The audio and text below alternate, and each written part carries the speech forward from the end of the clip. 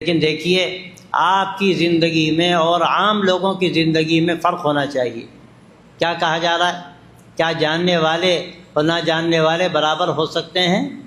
میں اس پہ ایک اور سوالیہ نشان کھڑا کرتا ہوں کہ کیا جاننے والوں کو اور نہ جاننے والوں کو برابر ہونا چاہیے؟ کیا دونوں کی زندگی میں کوئی فرق نہیں ہونا چاہیے؟ ایک عالم کی زندگی، ایک طالب علم کی زندگی، ایک عام آدمی کی زندگی۔ ایک طالب علم جھوٹ بول رہا ہے، ایک عام آدمی جھوٹ بول رہا ہے۔ ایک طالب علم اپنی زبان سے گالیاں بک رہا ہے، ایک عام آدمی گالیاں بک رہا ہے۔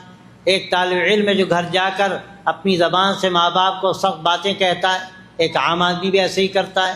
اس کی زندگی میں عام آدمی کی زندگی میں کوئی فرق نہیں۔ اس کے اندر بھی خدا نخواستہ اگر خود غرضی ہے، فائدہ اٹھانے کا شوق، دوسروں نقصان ہو، باڑ میں جائیں، ہمیں فائدہ ہو، ہمیں عزت حاصل ہو، ہمارا نام ہو، ہمیں لوگ قدر کی نگاہ سے دیکھیں۔ ایک عام آدمی دنیا دار بھی یہی سوچتا ہے کہ ہمارے پاس کوٹھی ہے، ہمارے پاس منصب ہے، میں وزیر ہوں، میں ایم پی ہوں یا ایم ایل اے ہوں، یا میں کسی اور جگہ کا ممبر ہوں یا چیئرمین ہوں، تو سوچتا ہے کہ لوگوں کو میری عزت کرنی چاہیے۔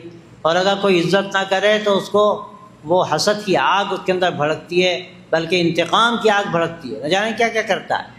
اب اگر کوئی خدا نخواستہ جو علم رکھنے والا ہے وہ بھی یہی کرے تو پھر فرق کیا ہوا؟ اور قرآن مجید کہتا ہے قُلْ هَلْ يَسْتَوِي الَّذِينَ يَعْلَمُونَ وَالَّذِينَ لَا يَعْلَمُونَ، آپ پوچھئے کہ جاننے والے اور نہ جاننے والے کیا برابر ہو سکتے ہیں؟ انما یخشی اللہ من عبادہ العلماء، دوسری جگہ اللہ فرماتا ہے کہ علماء ہیں جن کے اندر اللہ کی خشیت ہوتی ہے، اللہ سے ڈرتے ہیں،